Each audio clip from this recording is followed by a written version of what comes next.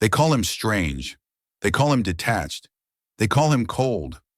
Yet behind every whisper, every snide remark, and every mocking glance lies a hidden truth that few dare to admit. The Sigma male is not defined by society's judgment. He is forged by it.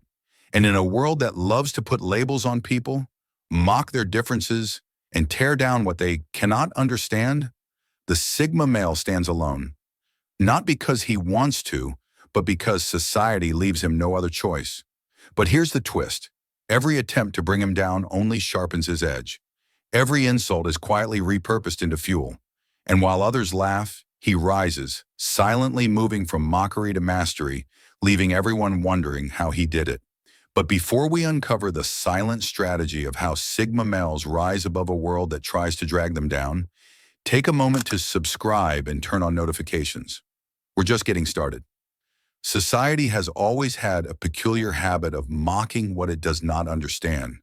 And Sigma males, by their very nature, are hard to understand. They're not driven by the approval of others. They don't follow trends. They don't crave validation from friends, family, or strangers. And that's exactly what makes them targets. In a culture where conformity is rewarded and standing out is ridiculed, someone who refuses to play by the rules instantly becomes a threat. Picture a young Sigma in his early years, quiet in a classroom full of chatter, not because he's shy, but because he's observing. He doesn't laugh at every joke. He doesn't join every conversation. He prefers silence when everyone else is addicted to noise.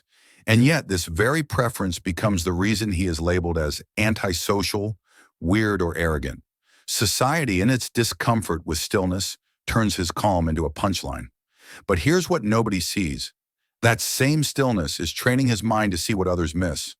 That quiet space they mock, it's where his discipline, clarity, and independence are born. As life goes on, the Sigma's path doesn't get easier. Mockery evolves.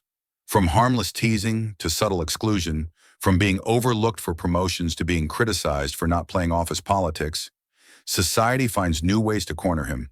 And yet, he doesn't flinch. He doesn't retaliate with anger or seek validation through confrontation. He simply steps back and asks one question: why are they so bothered by me? And the answer, which few dare to admit, is simple. They sense his difference. They feel his self-reliance. And deep down, they fear what they cannot control. But let's pause here and ask, why does society even care? Why is someone else's independence such a threat? It's because the existence of a Sigma male exposes an uncomfortable truth. Most people live for recognition. They post for likes. They dress for approval. They shape their opinions to fit in. And then comes someone who doesn't need any of it, someone whose confidence isn't tied to applause. That person becomes a mirror, reflecting back to society its own insecurities. And instead of facing that reflection, it's easier to mock the one holding the mirror. So how does the Sigma male handle this silent war? He rises, not by fighting back in the same language of mockery, but by mastering himself so completely that society's opinion becomes irrelevant. When people laugh at his independence, he uses that independence to build a life of freedom.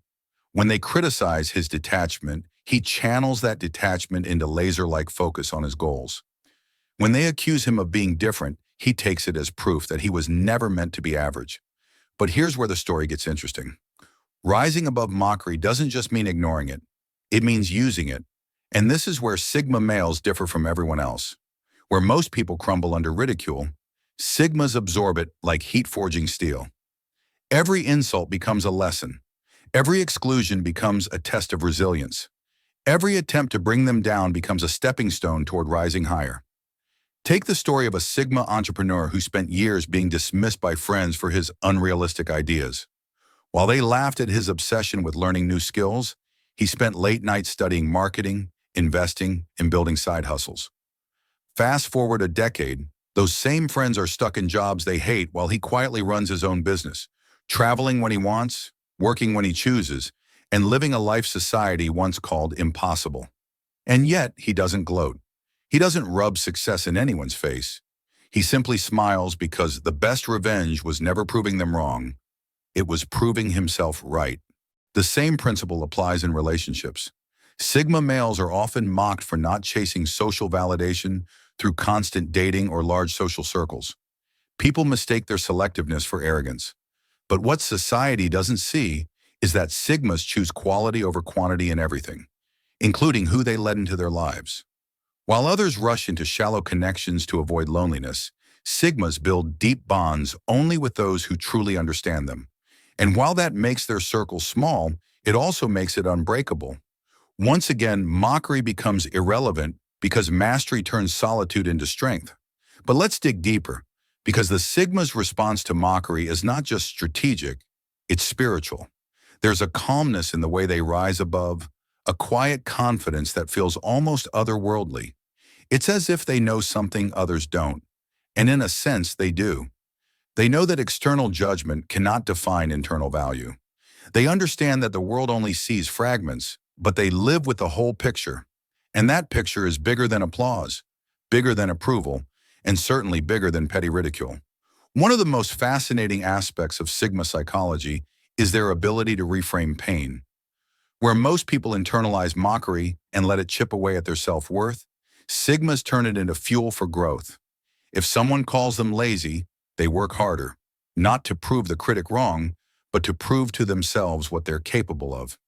If someone calls them weird, they wear that weirdness like armor, knowing it's often a sign of originality. If someone doubts them, they don't argue. They build results so undeniable that words become unnecessary.